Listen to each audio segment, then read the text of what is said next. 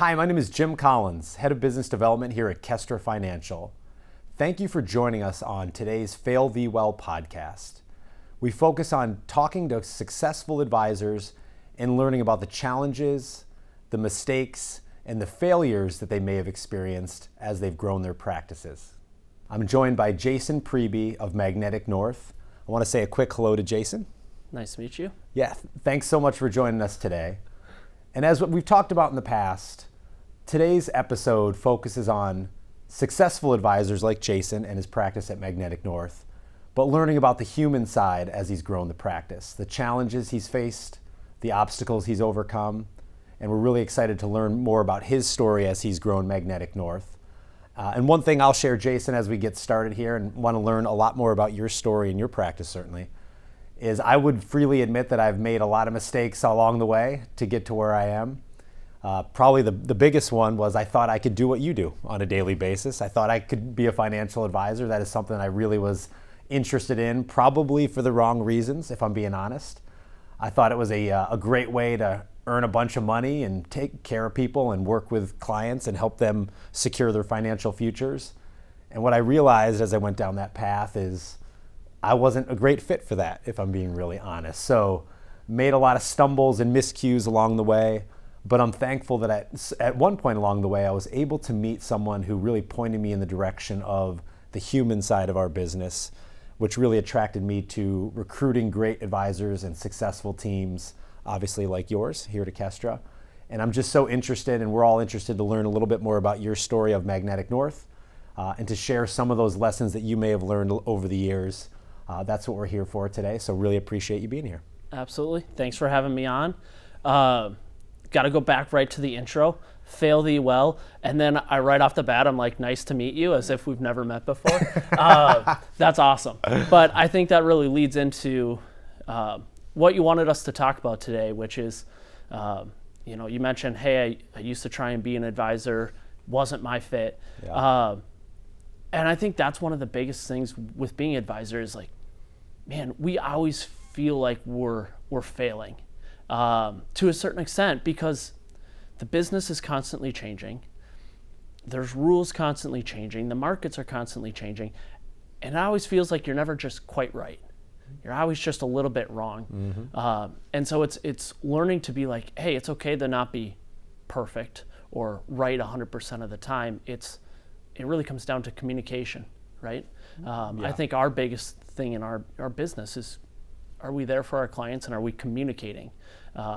When they don't hear from us, that's when they get nervous. That's when they wonder, is it right, or are things going the way they should be? It's over communicating is the best thing you can do. Yeah, I love that, and it's great guidance, great advice. Let me ask you a question to kind of take maybe two steps back. Yeah. So I'm always intrigued. I talked a little bit about why I got into the business, which was for the wrong reasons, and I was fortunate enough that I figured it out. Yeah. But for you, you've built this amazing practice at Magnetic North. You're a JD, you're a CFP, you're the founder of the practice, family, kids, success, like all those things. Yeah. So I'm always intrigued by the why. Why did you go down this path? Why did you want to be a financial advisor? What got you started down that road? Well, as you mentioned, I'm a JD. So I actually went to undergrad, was convinced when I went to undergrad I was going to go into law. And that's what I wanted to do. I wanted to be a lawyer. Mm-hmm. And so that's what I did. I went to undergrad. I got my 4-year degree. My undergrad school, University of North Dakota, loved them. They didn't think I was good enough for law school. It's all right. So I went to what was Thomas M. Cooley out in Michigan. Sure. And did my undergrad studying, or my law school studying there, sat for the bar, and then I was kind of like, I don't know.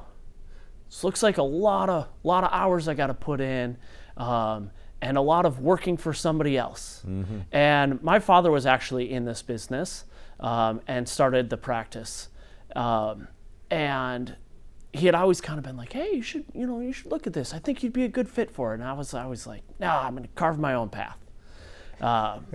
And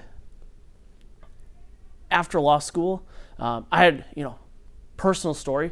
I had gone into law school, single, came out of law school, was engaged. We had a little child, and I was like, man, I don't want to put in 100+ hours a week doing all this work. So what we did is, I was like, hey, I'll get into this number business. Let me try it out and see what I think. Right. And I've loved it. Never looked back. Best decision I ever made. It was a love-hate relationship working with my dad. Loved working with him. We were both very strong-headed and loved butting heads. We were always right. Luckily, my dad was wiser, and so he learned to understand that to take the pedal back. And we had a great relationship, great working relationship. Really grew us close, and that was awesome. But that was really my foray into how I got into the business. Love that. Had this mentor there that could really, hey, he always tells me, starting out, he didn't have a computer, right? So when he first had clients, he'd have to call the home office and be like, hey, how many shares do they have and what's it worth today? Yeah. So that he could Wow. meet with his clients and tell them how what their value was. That's right. And he was using a notepad, yellow notepad, for the first 20+ years of his life. And that's how he would write out plans and tell people what they needed to do. And I always have to chuckle in my office. If you're on a Zoom call with me, in the back, there's this, what looks like a book. You open it up and there's a cassette tape in there. He was like the first podcaster, right? Before podcasts even ever existed. He would give away video cassettes of financial planning to prospective clients. So I always think it's kind of full circle when we have podcasts now, because I'm like, that's basically what a cassette tape was. That's right. He made that, and so that was my full circle to getting where we are. And that got me into the planning business. But then we started to see that there's so much more than just the money side of it, and even the planning side of it. We were running into these issues where clients wanted us to do more and be a part of more of their areas of lives. They felt there was still this disjointment between some of the planning and the investment management, but then taxes and how that was going to work and how that was going to look. And is their insurance right? Do they have enough insurance coverage? How about for their business? What should they be thinking about? And so we've continued to grow by expanding how we work with our households and our families, because they're really busy. And they don't want to have to talk to 3 people. They don't want to have to talk to me and then to be the middleman between their accountant and what they need to accomplish over there, and then the middleman between the insurance, and do they have enough umbrella insurance and those types of pieces. And so what we've done is we've continued to grow to fill those pieces of the puzzle for them. Love that. Yeah, no, and there's a lot of great stuff there. I want to go back to a comment you made about your dad. So it's interesting, when you work with your dad, I'm sure there's a lot of great positives to that. Yeah. And there are probably some challenges that come with that, I'm imagining. So when you think about that time you spent working together, what's one of the greatest takeaways that you learned from him as the two of you work together? Yeah, one of them is personal, right? And it was just how hard my dad worked his whole life. And without being in the office, you never realized it. In 2007, 2008, 2009, I was an undergrad, not paying any attention to what's going on in the world of finance. Right. And I had no idea the amount of stress that was going through his mind at that time, trying to manage all these households and families through this very chaotic time, but also being there for his family and not letting that stress of everything that's going on pour over into the personal side. Never knew it existed. Now I do. Now I look back and I'm like, wow, how did he get through all this, right? And so personal side, that's one. The second piece, the business side and how that relates, it's just being really honest with clients. Yeah. The more you're in this business and the longer you're in this business, the more likely you're going to make a mistake. We're all humans. And I mean a mistake of somebody asked you to sell something, or you went to trade an account and something didn't trade right, but you didn't catch it right away, and now you got to go back to the client and say, hey, here's what's going on, and you got to make it right. And you can always make it right. There's ways to correct everything, right? But it's those hard conversations are what's most important. That's what defines your relationships with your clients, is how you handle them and how you approach them and say, hey, you know what, here's what we got to do, or, here's how we're going to correct it, or here's the next steps.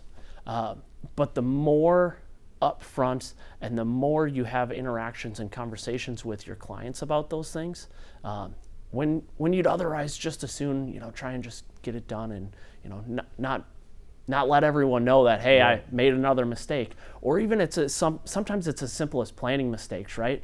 I mean, the numbers are changing every single year, so they want to know how much they can fund in a retirement account, and you give them the wrong number because you mislooked at how much W-2 income they were putting down for their small business this year, and you told them they could contribute, it's 25% of a SEP, right? But you give them the wrong number, dollar number, because you're dealing with lots of clients, and you look back at 6 months later and you're reviewing your notes, you're like, that number doesn't seem right, and now you're having to figure those things out, right? But taking all of the worry and putting that on your shoulders for your clients and being there for them, and not making it their issue, but making them aware of everything within their planning world, I think that's one of the hardest things to do in our business. Yeah, I would agree. But it's also the most rewarding. Yeah, and it's interesting. I think what you just described there, it dovetails so nicely into what the intent, truthfully, of this conversation and these conversations are all about. That concept of fail thee well, where, like, my opinion, and I've always felt this way, is vulnerability, being authentic, admitting your mistakes, everything that you touched on there, Jason, is in essence, a true source of strength. And to the extent that you can share authentically with clients or others in general, admit your failures, admit your mistakes, as you touched on with your clients when it occasionally happens. That's what really draws people in. That's how they connect with you on a human level. We all know that nobody's perfect, and when you admit that level of fallibility, I've found that it really brings people kind of behind the curtain and lets you connect with them on a meaningful level. And you've done an amazing job.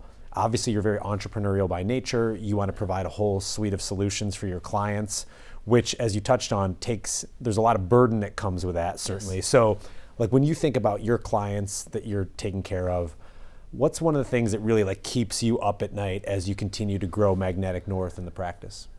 So I think about my clients, I would say I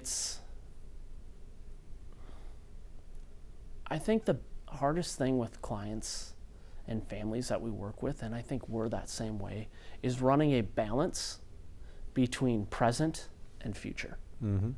Our industry, I like to call it profession, our profession focuses on making sure our families are protected for the future and are able to live their future life. Right. And I always come back to, we have to be present too.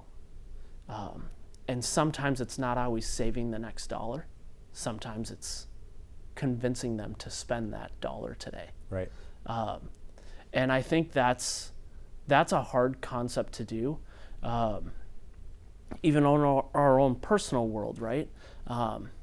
We get so caught up. It's such a, it almost becomes a game to a lot of clients and a lot of families, right? They're entrepreneurial like us, a lot of our households are.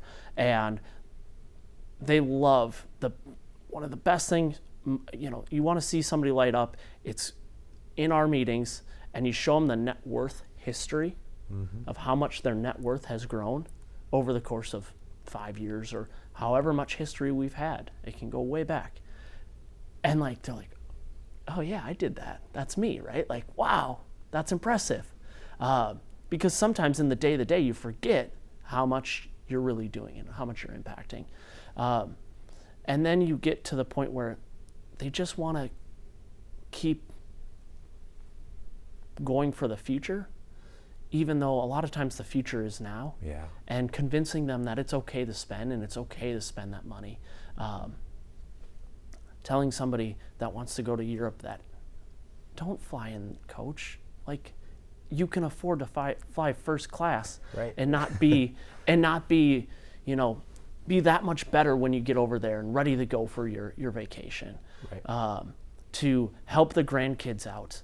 A lot of times what we'll see and what we really try and coach with our families is to pass it on to the next generation before you've passed on. Let them see the fruits of your labor, right? Like, you want to be able to see that. Why hoard it all just to pass away and then they find out after the fact how much money you were sitting Right. on? Right. And not so that they can be like, oh yes, here's all the things I can do, but so that you can build these moments in time and these moments in your life that you can cherish. Family vacations. Family vacations are huge. We love pushing that. Bring the whole family, the kids, the grandkids. Just do it with them. That's what's most important, right? What's most important to you, and make sure you're always keeping that front and center. And sometimes it's easy to forget about what is most important. Yeah, I love that. And it's interesting. I think sometimes in our business, advisors, we all get a little too fixated on what was the performance of my account, what's my net worth, and you lose track of, okay, that's all a means to an end, right? Like, you want to make sure that you're enjoying life in the moment, really celebrating the day-to-day with family and friends and whatnot. So that's a great lesson. That's a great life lesson for all of us, certainly. And I love that you focus on that with your clients. That's unbelievably important. So question for you, shifting a little bit to, as you've grown the practice, obviously super successful, you've done amazing things at Magnetic North. Do you have a moment or moments in time where you say, this was a moment, it could be a failure, it could be a misstep, it could be, whatever, a turning point where it changed either the way you thought about the practice or the trajectory of the firm? Like, is there a moment in time where you say, I'm so glad that happened because it helped me become what I am and where I am today? Yeah, I would say we've had more moments than I would like. Appreciate the honesty. Moments being, I look back now and go, that was the wrong road, right? Yes. That was the wrong path, and we had a couple of them, and we went, down the wrong path. As I had mentioned, right, we have all these different focuses within our business of actual tax prep, because we do tax planning, and actual insurance engagement. We have insurance in-house. Because we were finding these conflicts with working with our families and accomplishing what we needed to accomplish. Starting these different areas, kind of like throwing a dart at the wall. Mm-hmm. You think you know what you want to accomplish, you just don't know exactly how to accomplish it. Yes. The most perfect way. So we started doing that. And in very much on the business side, we felt going out on our own and being our own RIA was an important aspect of that. Right. To be able to communicate effectively in the way we wanted to. As you know, I don't have an RIA anymore. You do not. Yes. I am with Kestra. That's right. And so one of those moments was coming to the realization that it wasn't the way I was affiliated with a firm and the way I interacted with a firm. It was the firm itself that I was attempting to interact with that wasn't there for us and wasn't hearing us anymore. And this current relationship with Kestra is one that it fits perfectly with what we're trying to build, which is we see a need for our clients. We have a very distinct business, and we haven't really talked about this, but every advisor out there has very distinct businesses. The way they run the business, what type of clients they have, how they interact with them. Mm-hmm. All of us are so completely different. I don't know that I've run into a single advisor ever in my life in which we agreed on everything. Right. Absolutely. And that's what's very unique and very awesome about this business. But it means we've got to try and make it work within the larger firms that we choose to affiliate with, that being Kestra right now. Sure. And Kestra is super unique in that you listen to each one of us, me in particular, and you say, what do we need to accomplish what you're trying to accomplish? And that's the type of partner that we need. And that's why this relationship has been really awesome. Shameless Kestra Yes, plug there. shameless Kestra plug. Appreciate that, Jason. Unintended. But that's really comes down to it, right? We were struggling for a number of years trying to get our feet on the ground and our traction with the business we were growing, because our partner wasn't hearing us the way we needed to be heard. Yes. And that's tough, because you don't. It's hard to realize. Again, there's a lot in this industry. There's a lot of regulation. There's a lot of rules. They're constantly changing. And so, as you're trying to grow your business and learn, you're trying to figure out, well, is this just my partner not hearing me in this business, or is this a regulatory thing? Right. And that takes a lot to figure out. And so, over the last few years, I would feel like we've been, kind of stumbling and trying to get that traction. And I feel in the last year or so, we've really found that traction.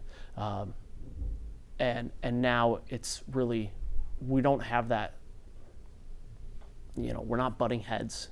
We're on the same path, and we're down the same, it's really been a very good spot for us to be.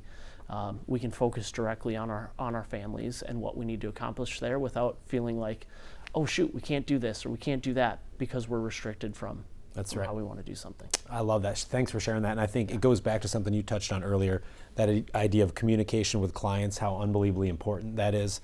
We are fortunate in that we're very deliberate and intentional here at Kestra about trying to attract a certain profile of advisor. Yeah. And we're smaller by design because we really value those human connections, the relationships with our advisors like you, hearing from you, getting feedback from you, and that really helps us drive the direction that we decide we want to take the platform. So that relationship that we have is unbelievably important, so thank you for sharing that. So it's interesting, when you have a successful practice like yours, sometimes that can be a lonely endeavor. So how do you stay connected to, for example, do you have mentors? Do you have study groups you're part of? Like, how do you take the ideas that you come up with and say, this is a path I want to go down, but I want to bounce it off potentially somebody first? Like, what does that look like for you from a connection standpoint? Yeah. I think you cannot over-connect in this industry. Again, we always feel like we don't know everything. And that's because there's just so much in this industry and things are constantly changing. Having peer groups, having advisors to be able to connect with. I have a study group every single Thursday we meet. I think there's approximately 40 to 50 of us on a distribution list. Yep. It's a standing Thursday morning Zoom meeting. Hop on, don't hop on. There's probably usually 20 every single week that hop on. And it's just this spot where we'll talk about our families, we'll talk about work, we'll talk about business, we'll talk about clients. You can say whatever you want. It is judgment-free zone. Love that. That's fantastic. And it's advisors that are, starting out to advisors that are, looking to retire, and everywhere in between, size of practices. It doesn't matter. But what's great is it's completely judgment-free zone. I mean, you can be like, look, guys, I have no idea. This client came to me, and I've never dealt with anything like this before. Please tell me that somebody else knows what to do here. And so whether it's a client issue or even a business issue or employees, you got to have employees. Employees are awesome. Our employees are phenomenal. We love them. Right. But there's always this, hey, it's the end of the year. What do you guys do for bonuses? Or I've been having this issue. And now you get somebody that's sat in your shoes and they can say, hey, here's my thought. Or give them the green light to do something that they think they should do, but they just don't know, right? And now they can hear it from their peers. That is one of the most important things that is there for me. And then it's being able to just message them anytime throughout the week. Sometimes we only share one email throughout the week, recapping what we all talked about. Sometimes it's like 15, 20 emails because it's, here's something else. I couldn't make the meeting. Somebody talked to us. Make it, don't make it. Sometimes I've gone 3 or 4 weeks without jumping on. Sometimes I've been on for 15 weeks straight, right? It doesn't matter, but it's there for you. I love that. And conferences are really important for that. That's one of the things that's been really awesome is the camaraderie and being able to be amongst advisors that are generally building businesses similar, right? Like-minded. Yep. They have the same kind of drive. Businesses might be different, but the drive to grow them and to be there for their families, that is something that is very common amongst all the advisors I've had the privilege of continuing to meet here. And that has been a really big change and probably unexpected, but really appreciated. That's great to hear. Yeah, and we happen to be at our national conference right now at Ascend, but it's very intentional when we think about our advisors. It's how do we get them together at conferences, at reward trips, regional meetings, you name it. Yeah. And mainly to share ideas, to share challenges, how have you worked through things, everything that you talked about with your study group is really important to us. So final question here before we wrap up. When you think about the evolution of your practice, what's something that you thought was important, younger Jason thought was important when you first got started, but you realized through the years of doing this, you realized wasn't really that important actually? Yeah, this is going to sound really, really silly. Something that I always thought was super important was making sure our performance was like, you almost felt like you had this need starting out. That performance needed to be better than what you could get in an index per se. Yes. And then realizing as you go that it's not about a monthly or quarterly or year-to-year performance. It's about consistency. And having been through the cycle of markets and management and realizing that there's going to be years where performance doesn't add up the way you wish it would, especially in diversified portfolios when international markets haven't performed very well for quite a long time. Right. And then you get a year like last year and they perform really well. Performance is important, but as I'm saying it, it's as it relates to the families you work with. Yeah, obviously if you're not performing, and it's terrible, they're not going to work with you. But they're not looking at it on a day-to-day or month-to-month or calling you up and be like, well, it's a month and a half into the start of the year here. What the heck am I behind, whatever index, right? Yes. You don't get that. And if you build meaningful relationships, the vast majority of our conversations are going to be about, hey, what have you been up to? How are the kids? What trips are you doing? What things should we be thinking of? And less than 5% of our meeting is going to actually be talking about the specifics of the portfolio. Yep. And usually that 5% is purely just because of curiosity to them. Yes. And nothing else. Everything else that's important. And I think I've learned this. I think I've learned this from our families that we work with, not from the other side around of the planning side, but literally that's what they want to talk about. They want to talk about their future.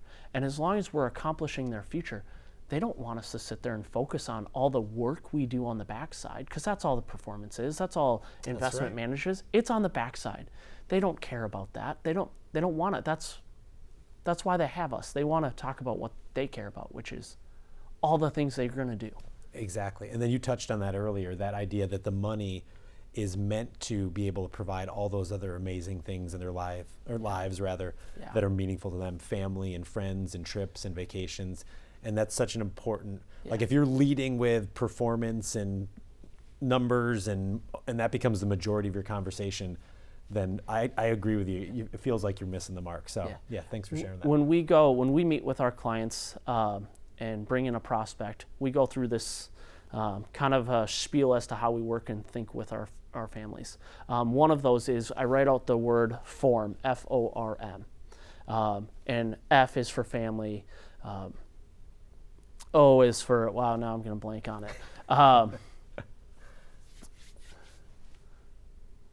Wow, completely spacing out. But you take them family, occupation, recreation. Okay, there we go. All right, we got it. Family, occupation, recreation, right?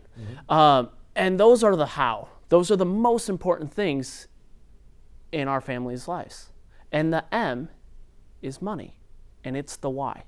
You could take off the M, and nobody would care if you could still accomplish the other three things. That's right. The money is purely the why. I like that. Or purely the how. Yes. Yep. Yeah, well said. In great context for your clients. Thank you so much. Amazing conversation. Jason Priebe, Magnetic North. Really loved it. Thank you for candidly sharing all the evolution of your practice, the ups and the downs, a lot more ups than downs certainly, but really appreciate your time. And thank you all for joining us on another episode of Fail Thee Well.